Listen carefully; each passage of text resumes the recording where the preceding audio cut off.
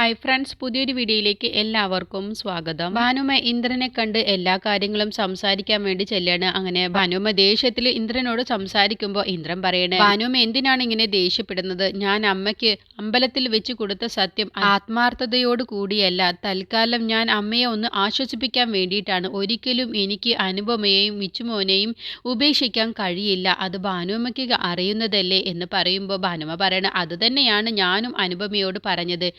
നിന്നെയും കുഞ്ഞിനെയും ഒരിക്കലും ഇന്ദ്രന് വിട്ടുകളയാൻ കഴിയില്ല എന്ന് തന്നെയാണ്. പക്ഷേ ഞാനിപ്പോൾ വന്നത് അതിനൊന്നുമല്ല. നിന്റെ അമ്മയ്ക്ക് നീ അമ്പലത്തിൽ വെച്ച് കൊടുത്ത വാക്കില്ലേ, ആ വാക്ക് നീ കൊടുക്കില്ലായിരുന്നു. ഞാൻ അന്ന് വീട്ടിൽ വന്നപ്പോൾ നിന്റെ അളിയനോടും നിന്റെ അനിയത്തിനോടും പറഞ്ഞ ആ സത്യം കേട്ടിരുന്നെങ്കിൽ എന്താണ് ഭാനുമ്മ അന്ന് അവിടെ വന്ന് പറഞ്ഞത്? അത് നിന്നോട് അവർ പറഞ്ഞിട്ടുണ്ടാവില്ല. അതെനിക്ക് മനസ്സിലായി. അതുകൊണ്ടാണ് നീ സുശീലയ്ക്ക് അമ്പലത്തിൽ പോയി സത്യം ചെയ്തു കൊടുക്കാൻ വേണ്ടി നിന്നത്. നിന്റെ അനിയത്തി സോന സുശീലയെ സംരക്ഷിക്കാനല്ലേ നോക്കൂ. അതുകൊണ്ടാണ് നിന്നോട് അവർ അക്കാര്യമൊന്നും പറയാതിരുന്നത്. ഇന്ദ്രൻ പറയണേ, എങ്കിൽ ഭാനുമ്മ തന്നെ എന്താണ് എന്നോട് പറയാനുള്ളത്? അന്ന് ഭാനുമ്മ വീട്ടിൽ വന്ന് പറഞ്ഞത് എന്താണെങ്കിലും എന്നോട് പറയില്ല. ഞാനായിട്ട് നിന്നോടൊന്നും പറയുന്നില്ല. എന്തായാലും നീ നിന്റെ അനിയത്തിയോടും അളിയനോടും തന്നെ പോയി ചോദിക്ക്, എന്താണ് ഞാൻ അന്ന് അവിടെ വന്ന് പറഞ്ഞത് എന്നുള്ളത്. അനുപമ എന്നോട് പറഞ്ഞയച്ചിട്ടുമൊന്നുമല്ല ഞാൻ അവിടേക്ക് വന്ന് സംസാരിച്ചത്. നിന്റെ അമ്മ അനുപമയെ വീട്ടിൽ കയറി വന്ന് ഒരുപാട് മോശമായി സംസാരിച്ചു.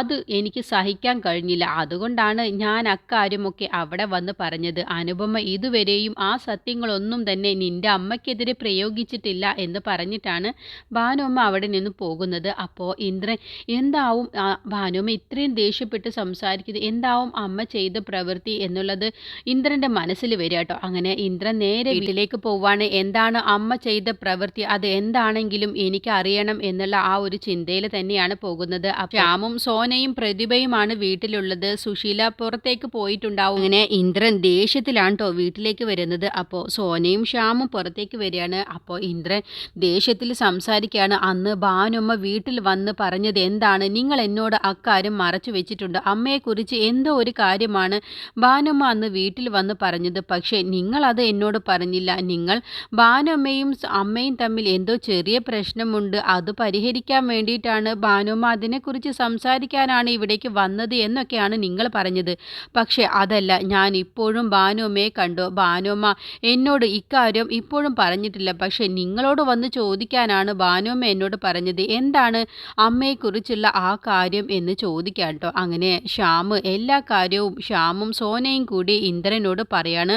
അതോടുകൂടി ഇന്ദ്രൻ അങ്ങ് ഞെട്ടിപ്പോവാ. പ്രതിഭയുടെ വയറ്റിലുള്ള കുഞ്ഞിനെ നശിപ്പിക്കാൻ വേണ്ടി സുശീല ഒരു കൂടോത്രം ചെയ്യുന്ന ആളെ പോയി കണ്ടതും അവര് ലേഹം കൊടുത്തതും അങ്ങനെ എല്ലാ കാര്യങ്ങളും വിശദമായിട്ട് തന്നെ ഭാനുമ്മ വന്ന് പറഞ്ഞു കൊടുത്ത എല്ലാ കാര്യങ്ങളും ഇന്ദ്രനോട് സോനയും ശ്യാമും കൂടി അങ്ങ് പറയട്ടോ. അതോടുകൂടി ഇന്ദ്രൻ അങ്ങ് പൊട്ടിത്തെറിക്കുകയാണ്. എന്നിട്ട് പറയണം, നിങ്ങൾ എന്തുകൊണ്ടാണ് എന്നോട് ഇക്കാര്യം ഇതുവരെയും പറയാതിരുന്നത്? അമ്മ ചെയ്യുന്ന ഈ പ്രവൃത്തി നിങ്ങൾ എന്തിനാണ് ഇങ്ങനെ മൂടി വെക്കുന്നത്? അത് അമ്മയ്ക്കൊരു വളമാവുകയല്ലേ ചെയ്യുന്നത്? സത്യൻ പിന്നെ എന്ത് വിശ്വസിച്ചിട്ടാണ് ഇവിടേക്ക് പ്രതിഭയെ കൊണ്ടുവന്നത്? ഇങ്ങനെയാണെങ്കിൽ അമ്മ ഇവിടെ വെച്ചും പ്രതിഭയുടെ വയറ്റിലുള്ള കുഞ്ഞിനെ കളയാനല്ലേ നോക്കൂ. നിങ്ങൾ എന്താണ് എന്നോട് ഇതുവരെ പറയാതിരുന്നത് എന്ന് പറഞ്ഞ് ദേഷ്യപ്പെടുകയാണ് കേട്ടോ.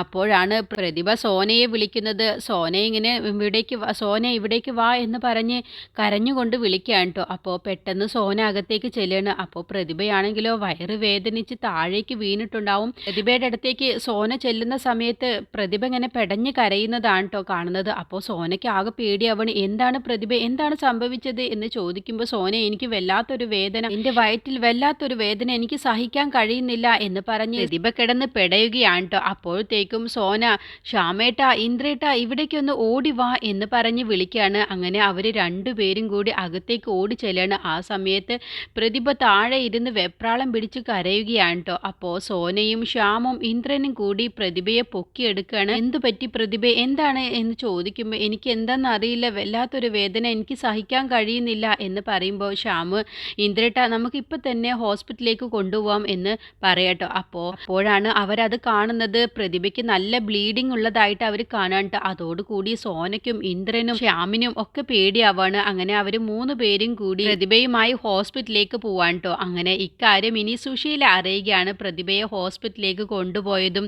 പ്രതിഭയുടെ വയറ്റിലുള്ള കുഞ്ഞ് അബോർഷനായി എന്നുള്ള കാര്യമൊക്കെയാണ് ഇനി സുശീല അറിയാൻ പോകുന്നത്. അങ്ങനെ പ്രതിഭയുടെ വയറ്റിലുള്ള കുഞ്ഞിന് സുശീല വിചാരിച്ചതുപോലെ പ്രതിഭയ്ക്ക് നഷ്ടപ്പെടുകയാണ്. അങ്ങനെ പ്രതിഭയുടെ വയറ്റിലുള്ള കുഞ്ഞ് അബോർഷൻ ആവുകയാണ്. അതോടുകൂടി ഇനി സത്യൻ ഹോസ്പിറ്റലിലേക്ക് എത്തുകയാണ്. അങ്ങനെ ഇനി സത്യനോടും ശ്യാം എല്ലാ കാര്യങ്ങളും അങ്ങ് പറയട്ടോ. അങ്ങനെ സുശീലയുടെ കള്ളക്കളി അവസാനിക്കുകയാണ്. അപ്പോൾ അതോടുകൂടി ഇന്ദ്രനും ശ്യാമും സുശീലയുടെ യഥാർത്ഥ സ്വഭാവം മനസ്സിലാക്കുകയാണ്. അമ്മ പ്രതിഭയെ സ്നേഹം നടിച്ച് വീട്ടിലേക്ക് കൊണ്ടുവന്നത് എൻ്റെ കുഞ്ഞിനെ കളയാനാണ് എന്നുള്ള കാര്യം സത്യൻ അറിഞ്ഞതോടുകൂടി ഇനി ഒരു പൊട്ടിത്തെറിയാണ് സംഭവിക്കുന്നത്. അങ്ങനെ സുശീലയാണെങ്കിലോ പേടിച്ച് വെപ്രാളം പിടിച്ചുകൊണ്ടാണ് വീട്ടിലിരിക്കുന്നത്. മനസമാധാനമില്ലാതെ അങ്ങോട്ടും ഇങ്ങോട്ടും ഒക്കെ നടക്കുകയാണ് ടെൻഷനായിട്ട്. ഇന്ദ്രനും സത്യനും എല്ലാ കാര്യവും അറിഞ്ഞിട്ടുണ്ടാവും. പ്രതിഭയുടെ വയറ്റിലുള്ള കുഞ്ഞ് നഷ്ടപ്പെട്ടത് ഞാൻ കാരണമാണ് എന്നുള്ള കാര്യം അവർ അറിഞ്ഞിട്ടുണ്ടാവും. ഇനിയിപ്പോൾ എന്ത് ചെയ്യും, എങ്ങനെയാണ് അവരുടെ മുന്നിൽ പിടിച്ചു നിൽക്കുക എന്നുള്ള ആ ഒരു മാർഗം ആലോചിച്ചിട്ടാണ് സുശീല ഇരിക്കുന്നത്. വീട്ടിലെത്തിയ ഭാനു അമ്മ അനുപമയോട് കാര്യങ്ങളൊക്കെ പറയണേ. ഇന്ദ്രനെ ഞാൻ വഴിയിൽ വെച്ച് കണ്ടു. ഞാൻ നല്ലതുപോലെ ദേഷ്യപ്പെട്ടിട്ടുണ്ട്. അവനോട് സോനയോടും ശ്യാമിനോടും ഞാൻ പറഞ്ഞ കാര്യങ്ങളുടെ ആ സത്യാവസ്ഥ പോയി ചോദിച്ചറിയാൻ വേണ്ടി പറഞ്ഞിട്ടുണ്ട് എന്ന് പറയുമ്പോൾ അനുപമ പറയണേ, എന്തിനാണ് ഭാനുമ്മേ, ഒരു കാര്യവുമില്ല, വെറുതെ എന്തിനാ ഭാനുമ്മ അക്കാര്യമൊക്കെ പറയാൻ പോയത് എന്ന് പറയുമ്പോൾ ഭാനുമ്മ പറയണേ, നീ ഒന്നും മിണ്ടാതിരിക്കുക അനു.